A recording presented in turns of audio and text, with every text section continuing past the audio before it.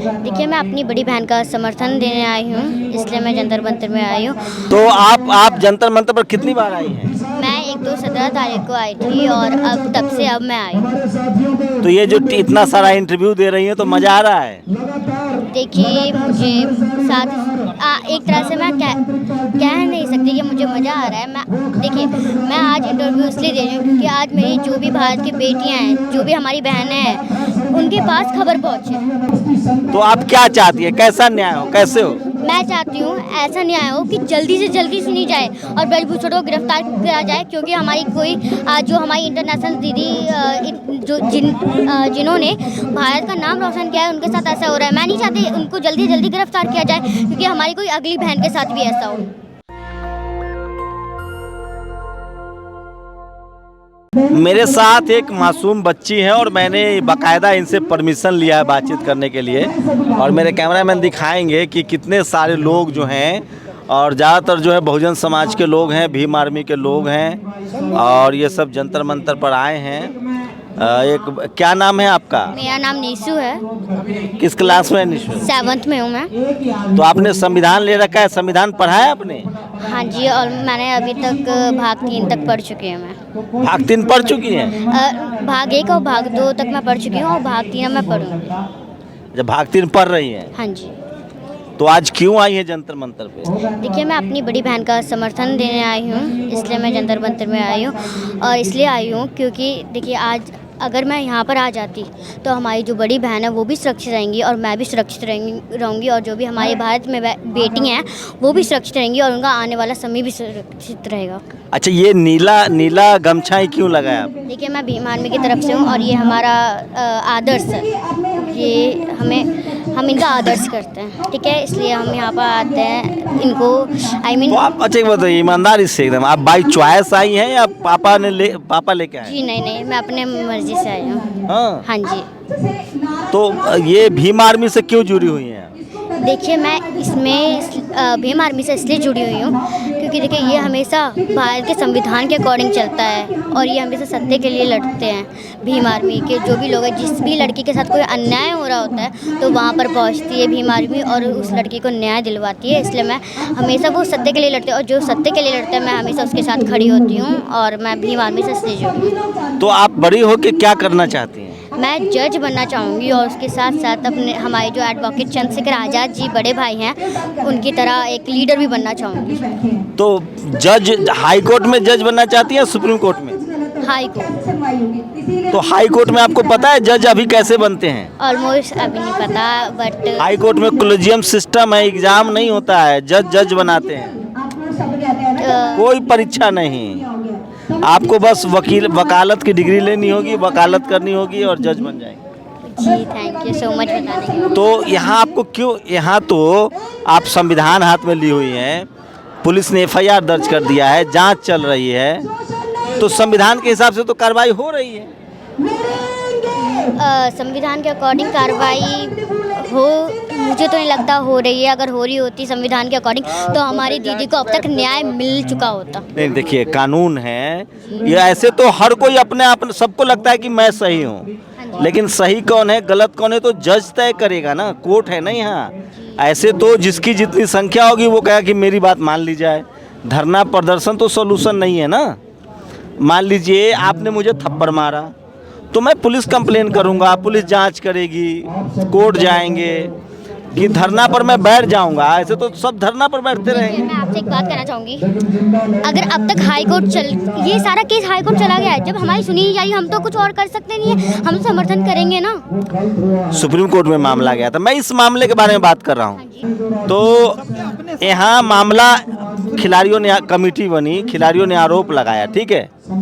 आरोप के बाद एक कमेटी बनी, कमेटी से सहमत नहीं हुए, फिर आए सुप्रीम कोर्ट गए, सुप्रीम कोर्ट के आदेश पर FIR दर्ज हुआ, दिल्ली पुलिस जांच कर रही है।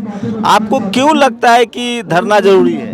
देखिए, मैं आपको कहूँ तो आज 1 महीना होने को है और FIR कोई सरकार जो है टस से मस नहीं हो रही है। अगर ये सरकार को करना ही नहीं है, FIR का काम पुलिस को है, पुलिस जांच करेगी, कोर्ट में ले जाएगी, चार्जशीट करेगी, ये पुलिस का काम है। तो अब तक संवैधानिक तरीका तो यही है।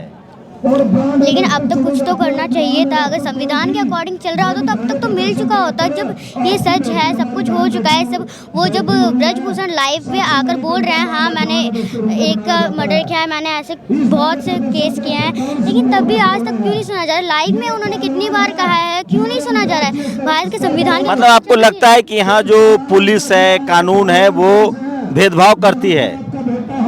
देखिए हाँ, करती है। बच्ची को इतनी धूप में घुमा रहे हैं इंटरव्यू के लिए।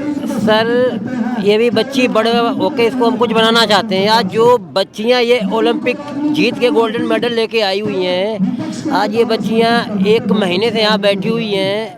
हमारी जो देश के प्राइम मिनिस्टर हैं, एक टूट तक भी नहीं हो रहा उनसे सर। अब बताइए, जब इन बच्चों को न्याय नहीं मिल रहा है तो मैं भी अपने बच्चों को दिखाना चाहता हूँ, बेटा आप बड़े होकर कुछ बनना चाहते हो, लेकिन आज जो ये बेटियां जो देश का नाम रोशन किया है, आज यही बेटियां जंतर मंतर। क्या चाहते हैं न्याय? आजकल तो बुलडोजर भी चलता है, इनकाउंटर भी होता है, उस तरह का न्याय चाहते हैं? नहीं सर, न्याय मैं ऐसा चाहता हूँ जो कार्रवाई हो थोड़ी जल्दी हो। अब ये तो है ही नहीं, 1 महीने से पहले जनवरी में बैठी हुई थी, जब इनकी मीटिंग बनी, मीटिंग 4 हफ्ते का टाइम लिया, उस टाइम में कोई कार्रवाई नहीं हुई। जब ये दोबारा बैठे थे, ठीक है, आज 1 महीना हो गया। तो आप जंतर मंतर पर कितनी बार आई हैं? मैं 1-2-17 तारीख को आई थी और अब तब से अब मैं आई। तो ये जो इतना सारा इंटरव्यू दे रही हैं तो मजा आ रहा है?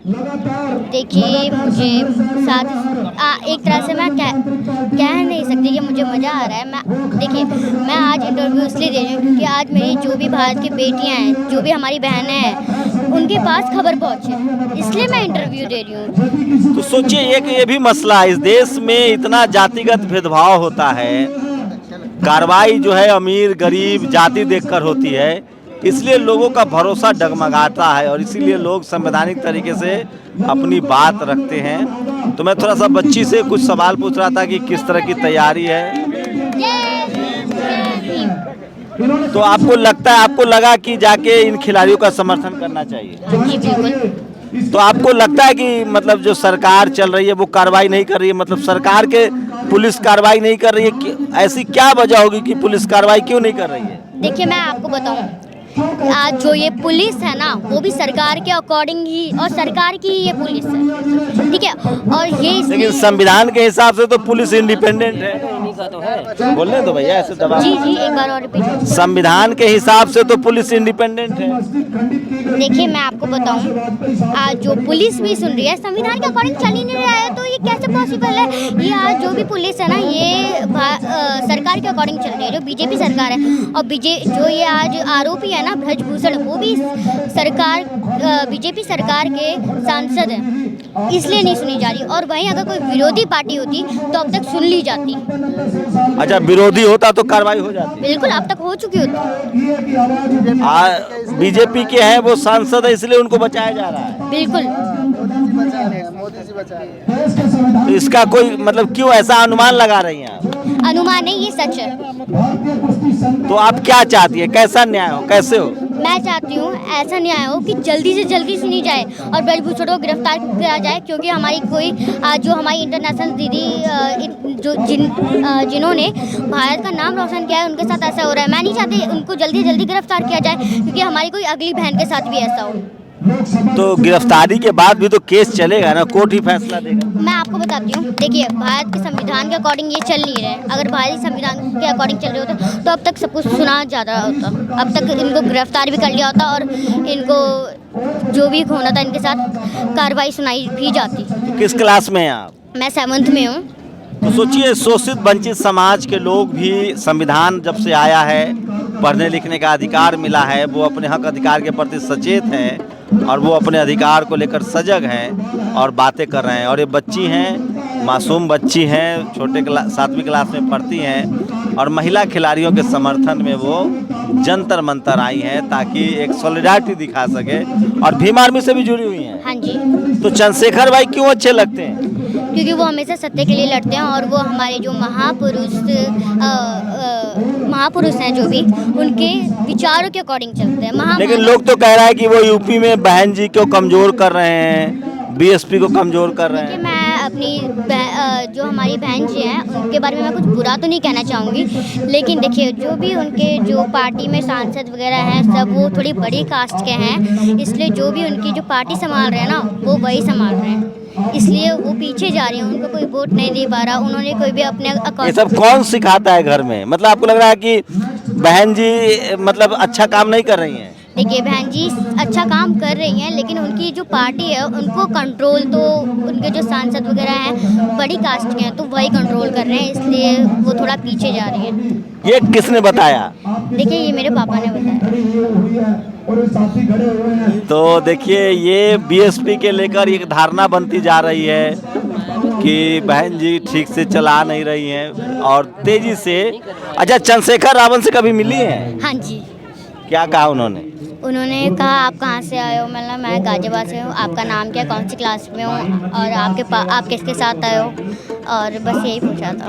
तो राजनीति, लेकिन बहन जी का बहुत सम्मान करती हैं। हाँ जी, मैं सम्मान करती हूँ उनका। हाँ वो देखिए पुरानी नेता हैं और वो पहली महिला है जो वो चीफ मिनिस्टर बनी है, बहुजन समाज की वो पहली नेता हैं जो लीडर बनी है। अभी तो राष्ट्रपति भी बहुजन समाज से हैं, आदिवासी समाज से हैं। हाँ जी, उनके बारे में तो मैं कुछ कहना नहीं चाहूँगी क्योंकि उनके बारे में मेरे को कोई आइडिया नहीं है। तो अभी अंग्रेजी इंग्लिश स्कूल में पढ़ रही हैं, हिंदी स्कूल में पढ़ रही हैं? मैं इंग्लिश मीडियम में पढ़ रही हूँ। हाँ। कोई पोएम सुनाई? लाइक हिंदी में, इंग्लिश में? इंग्लिश में। देखिए मैं पोयम अच्छा आपका हाँ कोई से भी सुनाई। देखिए जॉनी जॉनी ये वाली याद है, मैं ज़्यादा याद नहीं रखती। Johnny Johnny yes papa. जी जी। अच्छा, बाबा साहब के बारे में क्या कहेंगे? देखिए मैं बाबा साहब के बारे में ये कहना चाहूँगी, आज जो मैं यहाँ पर बैठी हूँ, आज जो मैं इतने अच्छे कपड़े पहन के बैठी हूँ वो मेरे बाबा साहब ने अधिकार दिया है। आज जो मैं इतनी अच्छी तरह से खा रही हूँ, पी रही हूँ, रह रही हूँ और पढ़ रही हूँ वो मेरे बाबा साहब ने दिया है मुझे। और भारत के संविधान, बाबा साहब ने भारत का संविधान लिखा है और संविधान से हमें हक मिला है, सबको संविधान सबको एक समान मानता तो है। और कौन कौन महापुरुष आपको अच्छे लगते हैं? देखिए हमारे जो भी बहुजन महापुरुष हैं वो सभी अच्छे हैं और वो हमेशा सत्य की नाम तरफ बताइए ना हैं। 2-4 लोग। देखिए बुद्ध भगवान जी हो गए, रविदास जी हो गए, कबीरदास जी हो गए और BR अम्बेडकर जी हो गए, सावित्रीबाई फूले बाई जी और माँ फातिमा शेख, ऐसे।